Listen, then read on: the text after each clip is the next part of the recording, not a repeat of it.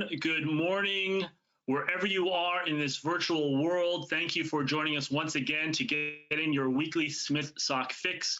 My name is Greg Mencken. I'm the Executive Director of the Adam Smith Society, and I'd like to welcome you all and thank you for joining us today. First and foremost, as always, I wish everyone health and well-being, and we look forward to a time when we can all get together again very soon, we hope.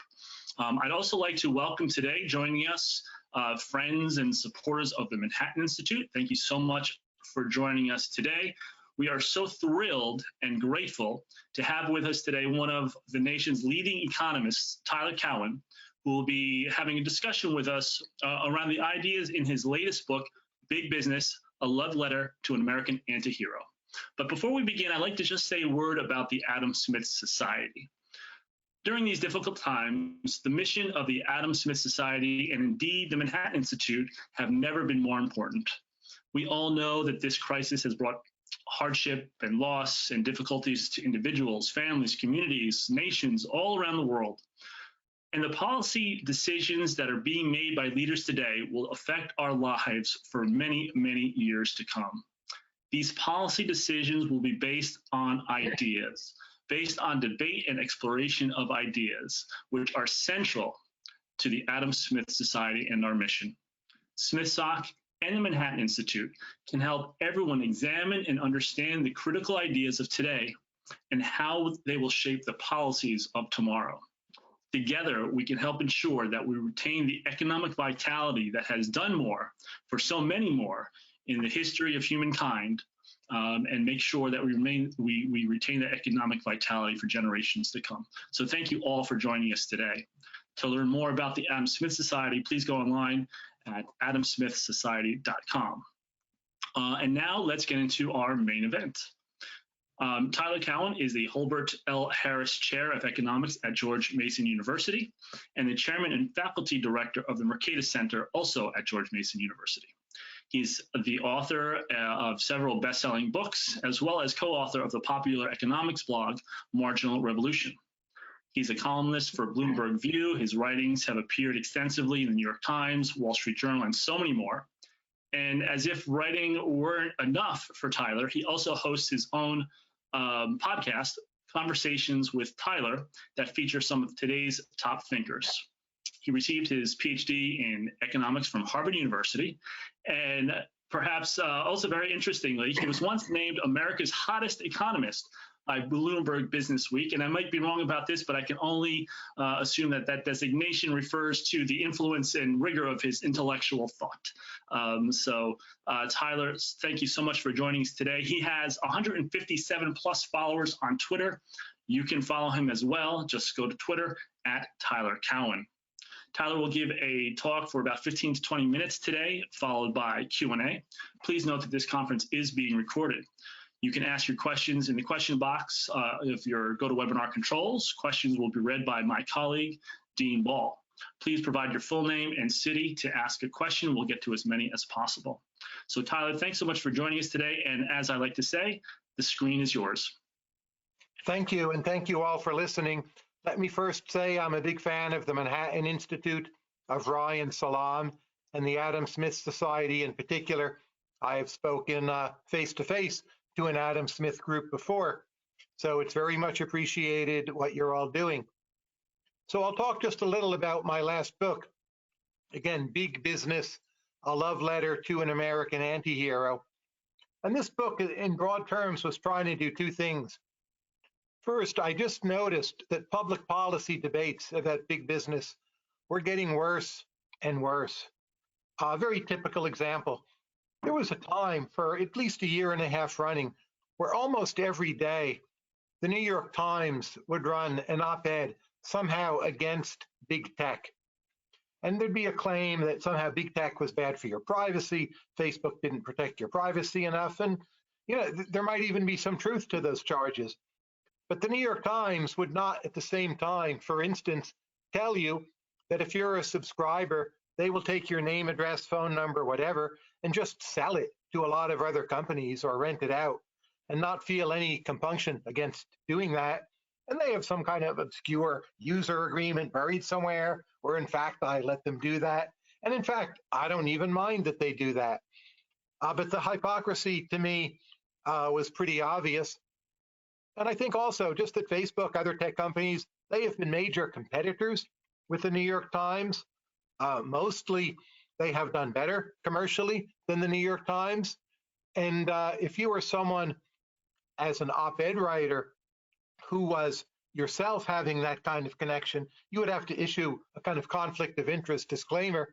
But the New York Times as an organ could simply attack Facebook and not have to note every time that it's in fact a major competitor of the New York Times. So I saw more and more interest in Bernie Sanders, Elizabeth Warren, AOC. And I just looked around and I thought, well, what's the best book out there somehow defending capitalism or defending business, defending big business? And I couldn't find that much in the way of recent books. Rob Atkinson actually has a very good recent book on big business, which I would recommend, which was not out at the time I started mine. But in general, it felt to me there's a paucity of material, just kind of basic, what are the empirical facts about business and capitalism? And I set out to write such a book. So the book covers some very basic questions like, what are the empirics on how corrupt or dishonest big business is? And I'm not trying in that chapter to apologize for business. I'm not trying to slant the conclusions. There are some areas where actually I found business is more dishonest. If you look at higher education, the for-profit higher ed institutions, they do seem genuinely to be much more dishonest than the nonprofits, though of course both are to some extent dishonest. But still the evidence as a whole to me indicated big business was at least as honest as non-big business institutions. So for instance, there are some claims that Match.com, the online dating service, has misrepresented what it does for people, send people phony profiles pretending to be interested in them. This may well be true, but if you compare that, say, to the rate at which people themselves lie on their dating profiles, big business on average is actually more honest than would be just plain flat out, individual Americans. Or how much do workers lie on their resumes when they apply for jobs? Another very basic question I look at is how much do people enjoy their jobs?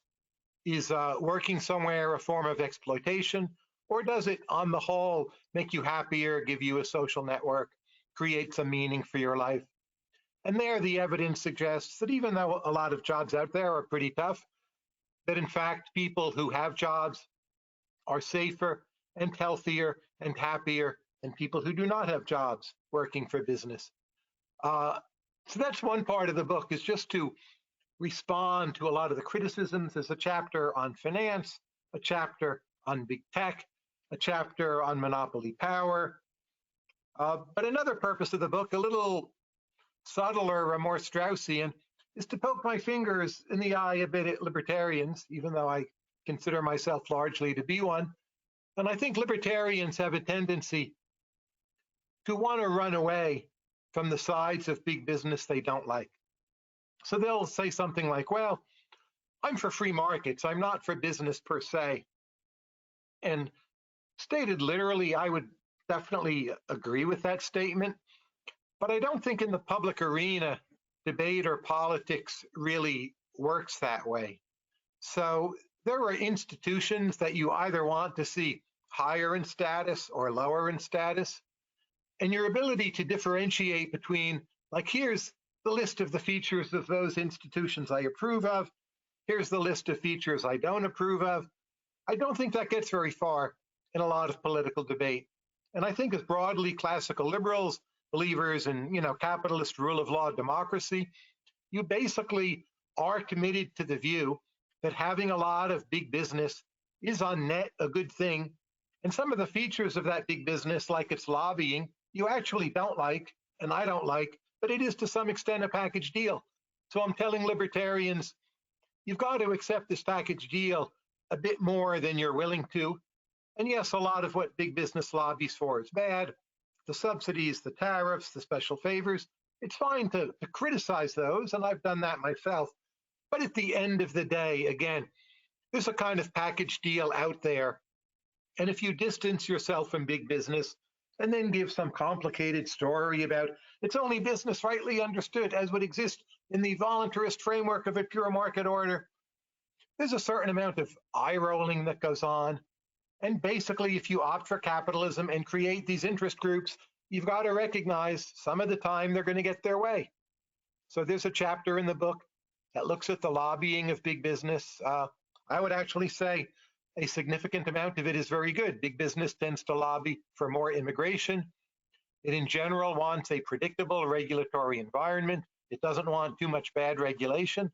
Those are all big pluses. The subsidies and tariffs it lobbies for, typically I would be against. But I just argue in that chapter empirically, those are not nearly as large as you might think.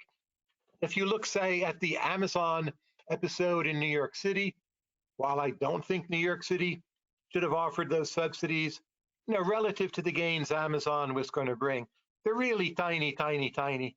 And the place to end up in that debate is essentially to defend Amazon and not to devote too much of your energy to attacking the subsidies, because mostly that deal was about value creation. We're now living, of course, in a COVID-19 time. Many shocking events have happened. I feel overall that time has confirmed a lot of the messages in my book. If you just look, what are the institutions that have performed well over the last 2 months? I would say our FDA and CDC have done very poorly. Won't get into that here, but you can ask about it. WHO has not done very well. Our government mostly has performed poorly. But if you look at the big tech companies, Amazon shipping you things, the cable company, does your internet still work? Can you still use Facebook? Is there enough robustness in the internet and connectivity and just our core systems of infrastructure of communicating online? Have we been able to move business meetings and classrooms to Zoom? It's just like a yes, yes, yes, yes, yes. Check all the boxes. You can't say big tech has been perfect in the last 2 months, but my goodness, it's hard for me to imagine that like the performance or the ratings you would give big tech conceivably could have been higher than what we've seen. I was chatting yesterday with Paul Romer, the Nobel laureate. I did a podcast with him, and he suggested to me he thinks we should have split Amazon up into 5 parts, and we'd be better off now if we had. Very hard for me to fathom that point of view. I don't really understand why, when we're often so dependent on Amazon deliveries, that we would want all these separate networks of warehouses. Amazon has kept low prices, delivery service. Yes, there have been some delays, but essentials have been delivered quickly. And even non-essentials, I keep on ordering used books from third-party sellers. Amazon tells me it won't come soon. It comes about as quickly as it ever did. So I think like the one American institution that mostly has held up has been big business, especially big tech, over the last 2 months.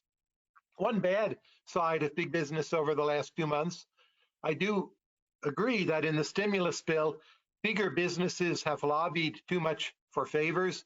They've gotten too much of the stimulus money relative to smaller business. I agree that's a mistake.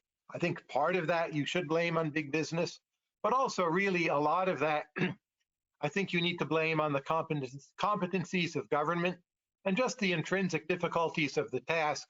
It's much harder to get assistance out to a very large number of very decentralized, not always well-recorded small businesses, many run by immigrants who may not even speak English, who are just not that well connected in a highly federalistic system.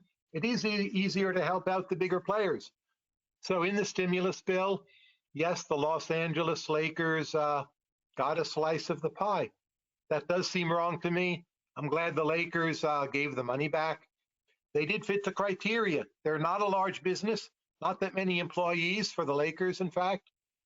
And did their revenue go down over the last few months? Of course it did. NBA games stopped. They were eligible. They shouldn't have been. They gave the money back. Most larger businesses did not give the money back. So again, that's a negative of big business. It does sometimes lobby for bad things. I would admit that. But if you just ask yourself, of all the dozens of policy mistakes we've made, like not stressing the benefit of masks, not opening up for free trade in masks, FDA delays in licensing testing, the CDC coming up with its own defective tests and delaying alternate means of testing for months. Like those are the huge, important policy problems. Big business getting too much of the stimulus money. I mean, maybe that's like number 46 on my list, and it's fine to speak out against it.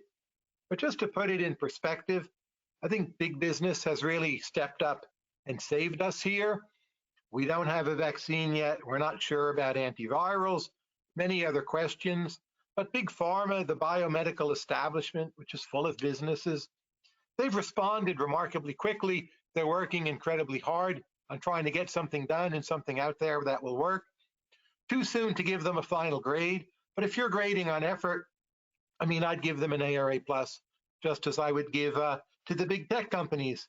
So I don't want to say I feel vindicated, but you know what? I kind of feel vindicated. So I guess I'm going to say it. So, we're living in a very weird world now. A lot of big businesses will come under increasing stress. There are some ways where I don't think you should trust big businesses looking forward. So the airlines obviously are in severe financial, fiscal difficulty. And at some point, they'll be trying to get a lot more customers on the plane. They'll be making claims about how safe it is to fly. I'm not sure I have the expertise to judge those particular claims, but I would just say be very careful. There are intrinsic built-in capabilities to make that a completely safe experience for you during a pandemic. I would just look at that one very closely and realize they may have some excessively short time horizons. Going back to a lot of big box stores with air ventilation systems that work the wrong way, again, be very careful. So I think we're going to actually see more instances of some of these big businesses screwing up, marketing too hard, reopening when not everything is necessarily so safe. So again, the point here is not to be dogmatic and always side with business. My point in the book was to look at evidence. I found that the evidence showed a way more positive picture of big business, big tech, finance, working capitalism than what you would get from most of mainstream media. So, I mean, there's much more I could say, but I was told about 15 minutes. I think I've done about that. And now we open up for questions. And again, thank you all for coming and listening. Thank you very much, Tyler. Yes, at this point, we welcome your questions. Please remember to include your name and city, and we will get to as many questions as possible. Tyler, I'd like to just kick things off here at the top. How would you respond to claims by some people out there that market dominance by large firms hinders economic growth and innovation? Well, I would look at it on a case-by-case basis. If you take many of the larger companies today, you take the big tech firms, it's incredible to me how innovative they have been. So Google, or what is now Alphabet, but at the time was Google, I'll just call it Google, has been a major force improving driverless cars. Someday that will happen. Alphabet/Google should get some of the credit there. Your Gmail is free. That's an innovation from Google. Google Maps, pretty incredible product. Google's a big company. At first I thought, they're just search, it will be nothing else. It's remarkable how many other innovations they've had. The way Facebook has improved WhatsApp and Instagram. Facebook may end up as a pioneer in virtual reality. We'll see, but they're well positioned to do that. Microsoft reinventing itself, becoming a dynamic company with cloud computing.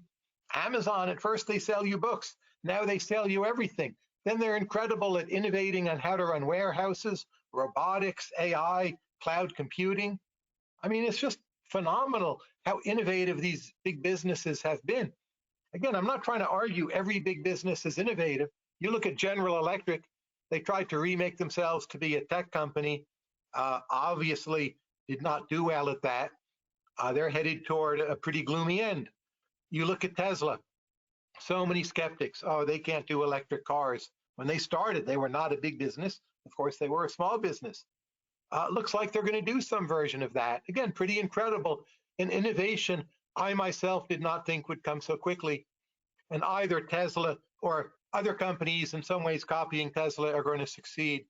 So I think especially lately, innovation record has been very strong, very powerful. Kelsey from New York City asks you to address pharma companies.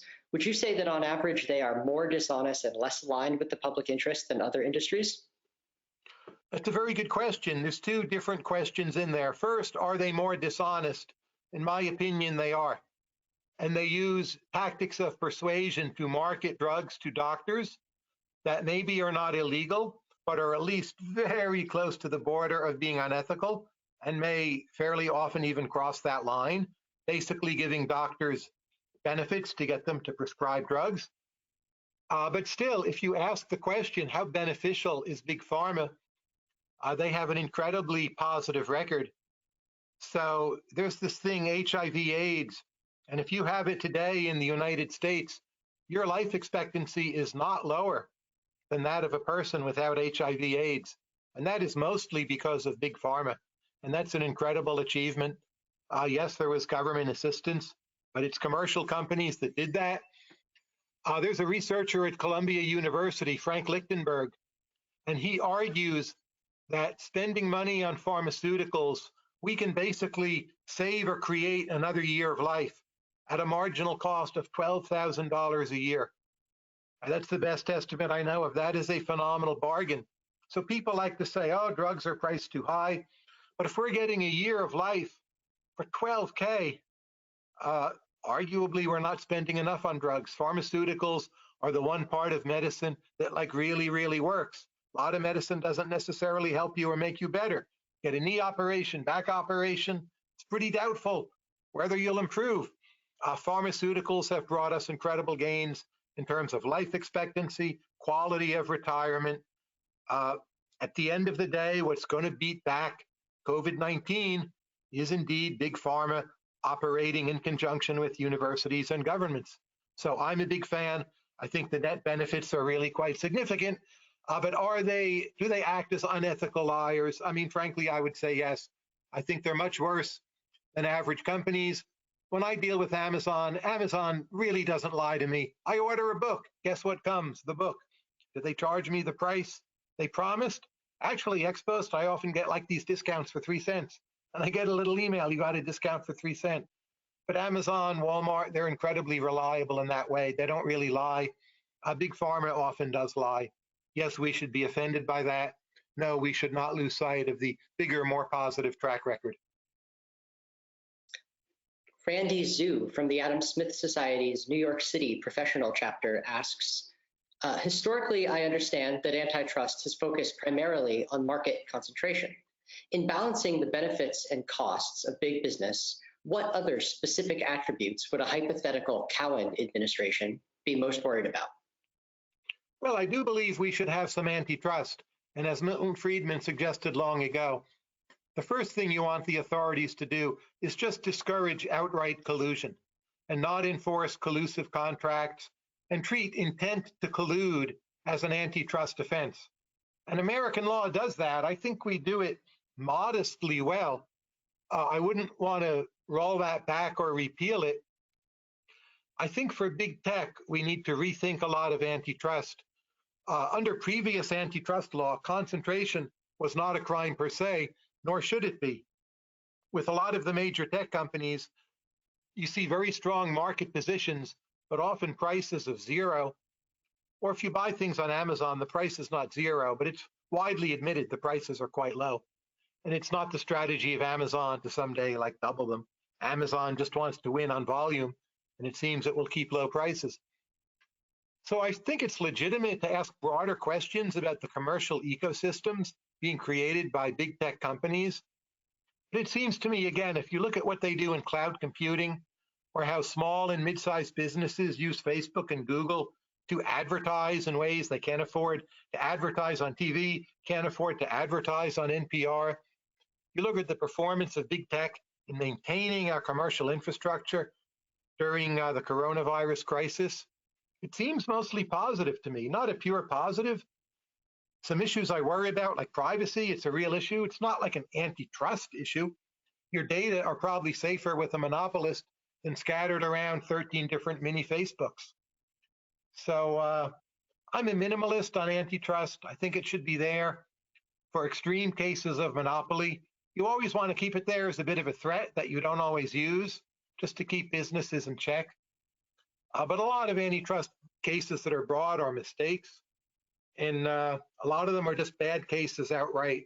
So I don't want to go crazy with antitrust enforcement. And if you're a big company with a zero price, my my core instinct is just to think more power to you.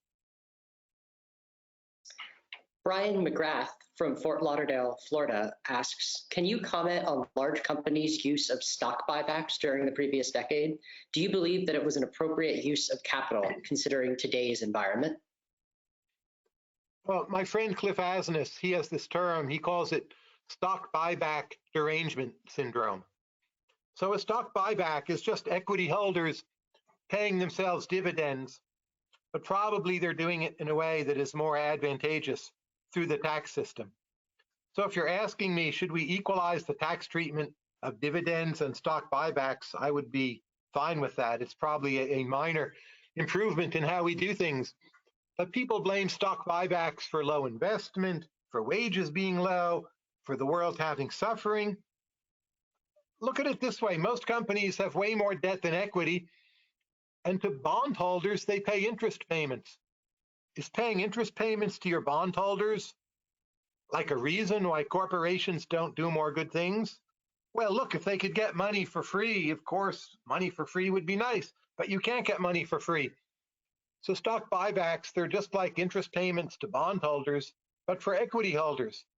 And in that sense, they're perfectly fine. We probably have too many of them because of these weird quirks of tax law. Fine to fix that. It won't change the overall picture.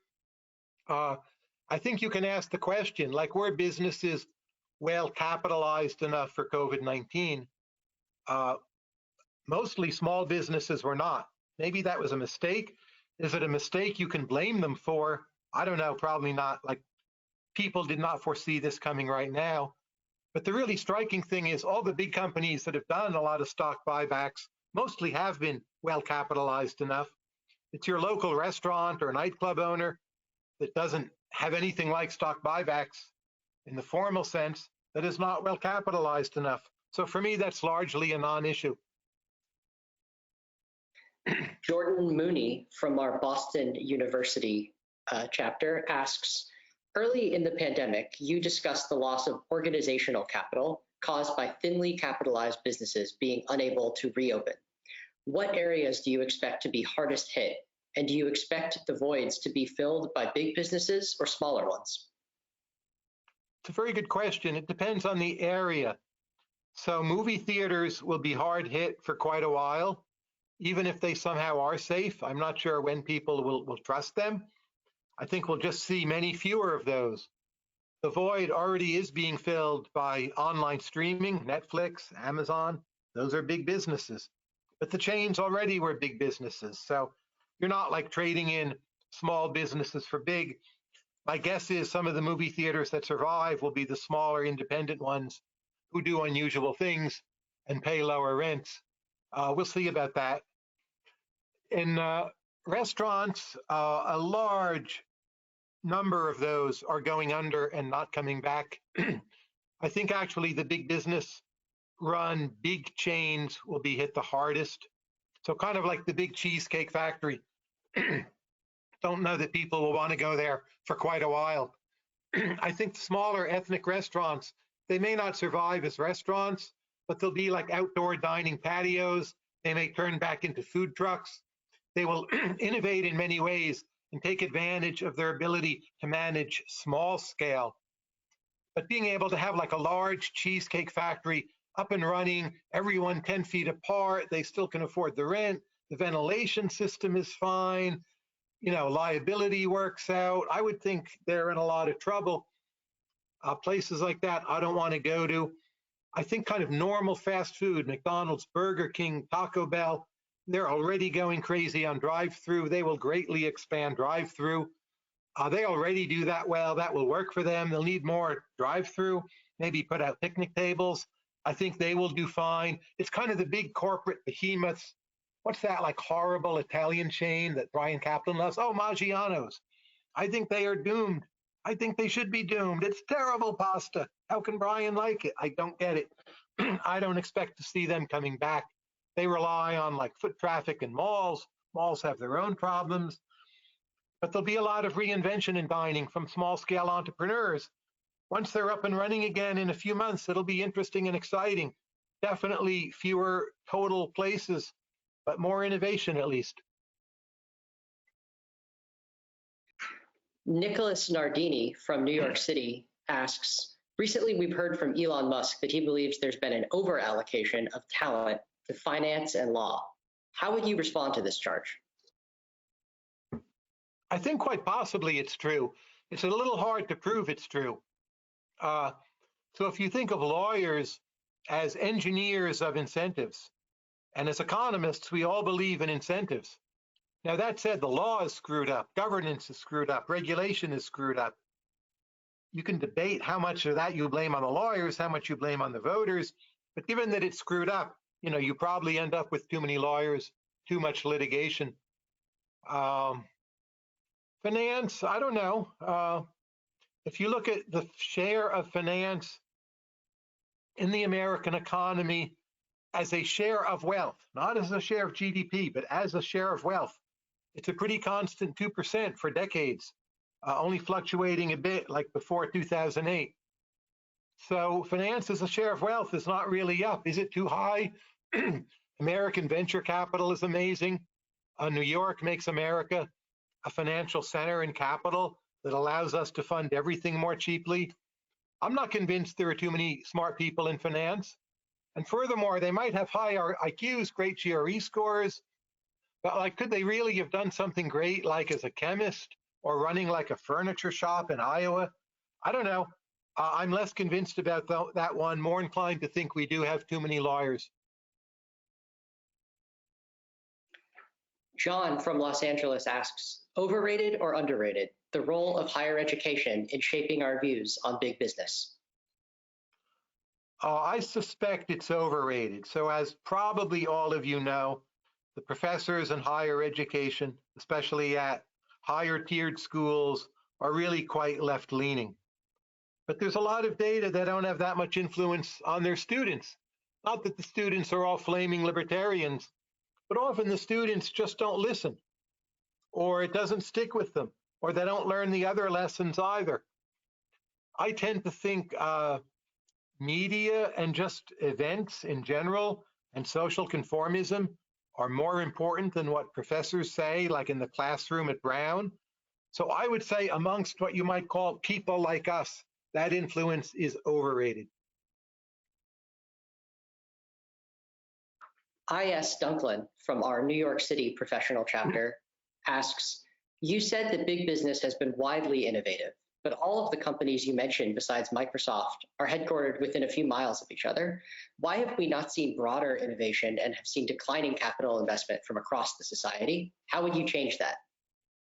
Well, I think a lot of innovative companies are in other places. So if you look at fracking, which is maybe the #1 innovation in America over the last 15 years, that's all over the place, but none of it is coming from the Bay Area, right? It's places like Pennsylvania, Ohio, the Midwest, New York State. The companies and labs working on it are all over, but basically not in California. New York City has a long history of being innovative. I'm not sure it's at its peak right now. You look at, say, Tesla, SpaceX, not centered in the Bay Area. Obviously, there's a California connection. There's a lot of innovation coming from Austin. You look at things like low-cost mutual funds, big innovation, saved hundreds of billions of dollars for American savers. Again, those have come from all over, but basically not from the Bay Area that I'm aware of at all. And I think it's correct to argue that innovation is now more geographically centered than it used to be. And you see this in rents, at least pre-COVID. Probably that is a bad thing. But I think it's also a sign that very smart, talented people are finding each other and wanting to work together. And that's a good thing. So I think the solution is for places like Nashville to continue on the track they're on, to be desirable places to live, pull in a lot of companies. There's a lot of biomedical innovation actually now starting in Nashville. Medical innovation in general is coming from all over, but it's not centered in any one place. You could say Boston area, Mayo Clinic, or kind of regional centers, but it's again quite spread out. If you just ask, well, the fixes for COVID-19, where are those going to come from? People genuinely don't know, right? The antivirals, the vaccines, will it be Oxford? It could be China. It could be UC San Francisco or Stanford. But just the fact that we really, truly don't know, I view as a big positive. It's a sign a lot of minds at work in different places. So a certain kind of tech innovation is super-centered. Doesn't bother me. It means they work together. I think the problem of the excess clustering is really a rents problem. If the YIMBY movement would win, that problem would be solved. But given YIMBY has been losing to NIMBY, I do think there's more of a burden on these kind of second, third tier cities to do more. We were seeing a lot of that pre-COVID. I think COVID will drastically accelerate that process.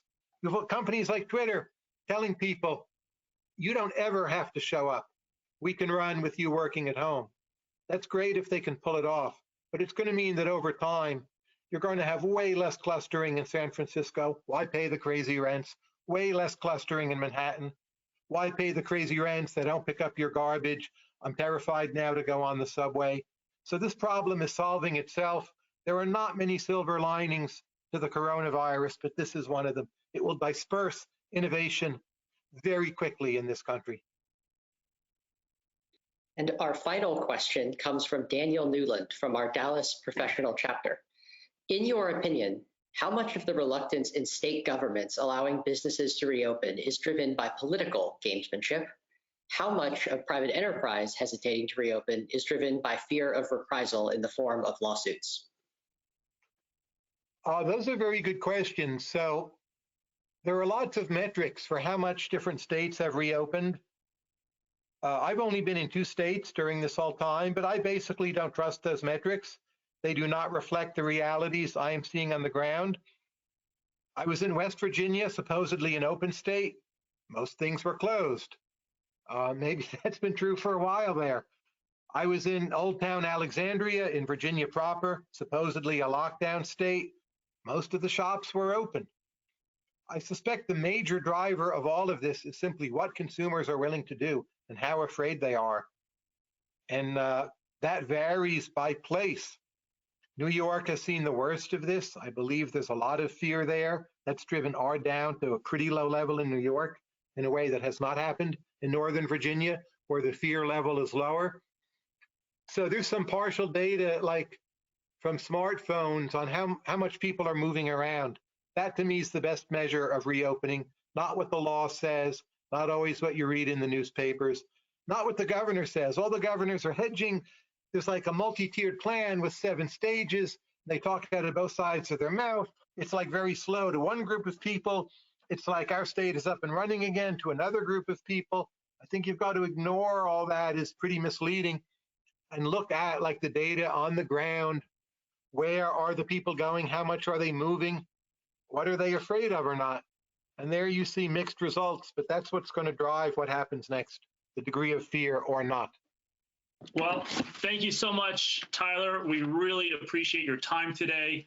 I want to thank everyone for joining us today and really asking just terrific questions. That's really what the Adam Smith Society is all about. It's all about questions. It's all about conversation, discussion, debate. So Tyler Cowen, thanks so much for joining us today. You've really given us a lot to think about and hopefully a lot to share with our friends, families, and colleagues as we go about our lives and work with our colleagues and talk to people all throughout our communities. So I want to thank Tyler Cowen again so much for joining us today. Thank you for making this a great program. I wish everyone continued health and safety, and we will see you again next time. Thanks so much, everyone. Thank you for having me. All of you take care, and please do wear your masks outside. Have a good day. Thank you.